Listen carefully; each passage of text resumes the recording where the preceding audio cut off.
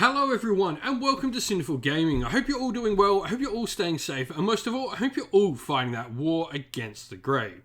Today's video, I want to talk 3D printing and the 3D printing method that is starting to arise, I guess, in maybe some of the competitive scenes and even outside of the competitive scenes. And I want to talk about why it's actually coming up and why I think more people are moving towards that sort of thing, and why this may actually be Games Workshop's own fault as to why people are moving towards that. So first of all, let's just get the elephant in the room out the way. Cost. 3D printing over the course of time can certainly be a cheaper hobby. It is definitely a hobby in its own right. I cannot stress that enough. It is not simple for people just getting started or those that are not technologically inclined. Definitely not something as easy as going and buying a box from GW. But it will eventually save your pocket. Now, with that said, why do people go to 3D printing outside of that reason? And we had a conversation in one of my local Facebook groups today talking about people starting to print Leagues of Votann models because we've got the rules out already, and why, I guess, is it okay for those to be in tournaments? Is it okay for those to, be out in the field already? And in all honesty, I think this whole problem does stem from GW, their business practices, and I guess their issues that they're having themselves. So, first of all, cost is a major thing. But something I want to say is we know we're getting that Leagues of Votann launch box. And that box set is coming out. It's going to be available, roughly, if the rumors are to be believed, we posted some stuff about those rumors, about a month before the actual army is released.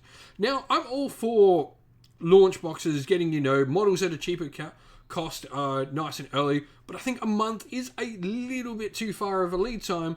Or don't give the battle tome out on those boxes and drop the cost from the battle tome, because with the battle tome out, you now have people wanting to play those models straight away.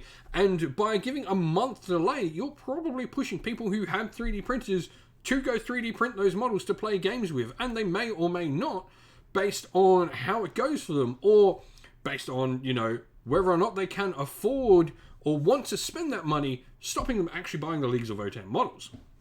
Now, that's not to say that it'll affect GW in any way. Those boxes sold out like that, and a ton of them. And I know a lot of people that have 3D printed the rest of the range have bought the initial boxes and models. But it does seem that, when we're seeing this sort of stuff, by GW releasing these models and then not making them available a certain amount of time until, a full release, we are seeing people go to 3D printing. And I think that's something that's happening in my local scene, especially in my local 40k scene. But something else, and this is definitely a major part that people have brought up, is this, on screen right now. This is Seraphon, for those coming from 40k or other games. Seraphon is a widely popular army in Warhammer Age of Sigmar. It's dinosaurs riding dinosaurs. What's not to like about them? But we can now count, look at that, that is a ton of units. Yes, they have plenty of other range, there's no doubt. You can go find some other Seraphon models. But this is a big thing. First of all, there are definitely a couple of models in here, like the Stegodon and the Skink Starseer, which definitely see a lot of play. Even, look, the terrain piece for the army. This is a massive thing. This is a thing you get for free when you play the army, the Realm Shaper engine. And it's this that I see a lot of people saying why they 3D print, because GW doesn't have the models available. And we can look at Seraphon on another aspect of, look at Saurus Warriors. This Saurus Warrior kit has been in existence since I got into the hobby. I don't actually know its release date. All I know is it predates my time in the hobby. Same with the Skink kit as well. And even things like the Chameleon Skinks, I don't remember having changed. I remember when that came out. I was very young when the Skink Star Priest there came out. And so a lot of this is very, very old miniatures. And so a lot of people, they just don't look as quality. You look at those Saurus Warriors compared to the Seraphon we've seen and the Saurus we've seen, even like this Saurus here, looks much, much better. Same as the one on the Carnosaur. They both look much better models. And so we're seeing people either 3D print to replace models that aren't available and generally aren't available for long stretches of time. I remember when the dragons came out, the Stormcast dragons, they were out of stock from launch for almost 6 months here in Australia. which, you know, just turn people to 3D printing those models out. And, you know, we've got the rules. We have some people who were lucky enough to grab the dragons when they came out, but that doesn't mean they're the only people that should be allowed to play with them. I completely get that people will go, well, I have a 3D printer, I'm going to print them then. Fine.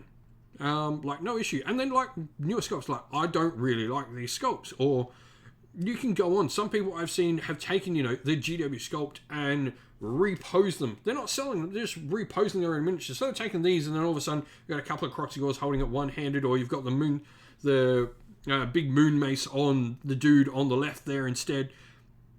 It's all about, you know, creating. But there are very, very few people I know out there with a 3D printer who are doing it to make substandard models. They still want their models to look cool, because, you know, why would they not?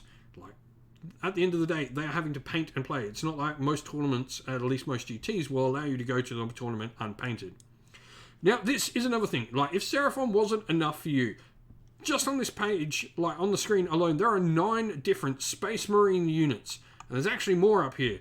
There's more. Space Marines, you know, GW's biggest seller. There are 9 plus Space Marine units here, unavailable. And some of these have been unavailable for a very, very long time here in Australia. And so, I think this is just a massive part of it. One is GW's practices on how they release models early with a book. People want to play that. People don't want to wait. They want to get them out to an event, get testing, get trying. And so they do. And it's not helped by the fact that GW's timelines on things being good in a competitive sense are available. Like, we generally have, you know, timelines of now 6 months for a meta, or until the next codex or battle tome now comes available. And because of that, people are going, well, I'm having to replace and change up my list more and more. And you can say, you know, we'll just play the same list. Eventually you'll come good again. If someone's playing competitively, they're playing to win. And look, that's not my thing. I go to tournaments to, you know, get a bunch of games out. But I completely understand if someone is going to go to tournaments and win, then they're going to want to play the list. And so with stuff being unavailable, or, you know, limited time in order to get that list and playtest that list and hone that list to get the results they want, it is changing in how, like, GW is now rapidly releasing editions, or at least, you know, GHBs and chapter approves and stuff like that. And then obviously, you know, like, stuff not being out, you know, being out of stock for a long time is going to push people to 3D print these models. But that's just some thoughts. What is your thought on the 3D printing meta and it becoming? What is your thoughts on using models that are available in a battle tome but not out yet? Love to hear everyone's thoughts. No one is wrong in this argument. Everyone, leave your thoughts down below. Let us know what you think. Love to hear from you all. And so that's the end of the video. Thank you for watching. We hope you enjoyed it. If you did, please don't forget to leave a like and subscribe to the channel if you haven't already. Also, if you'd like to come chat more with me and other members of our little community here at Sinful Gaming, you can do so in our Discord server, which is linked down in the video's description. Also linked down in the video's description is links to our Patreon and YouTube members, the best thing you can do to help support the channel. If you'd like to help support the channel, you can do so via those links in the video's description. As a special thank you as well to everyone who does, we'd like to give you all a shout out. So thank you to our Patreons: Christian Weir, Soren, Kenny Lyle, Alder and Shot First, Andrew Bowen, Nathan Fee, The Rising Ape, Cure Dynamic, Anthony B, JJ Austrian, Average Wargamer, Domir, Mark Harvey, James Cater, Derek and Bloobs. And thank you to our YouTube members: Green Roots Gaming, Kenton Young, Ronya, Lockloric, The Johnny84, David Ellsworth, Wolfric Nick, Broken Chef, Ariana Edwards, Revenar, Pink Nico Fire, Robin Mankiller, Monty's Tabletop Terrain, and John Castle. Lastly, a special shout out to Lady Witchfox Art, who does all the amazing artwork you see for the channel. That's it for the video. As said, don't forget to like it, subscribe, and we'll see you all again next time. Stay safe, stay well, and most of all, keep fighting that war against the grey.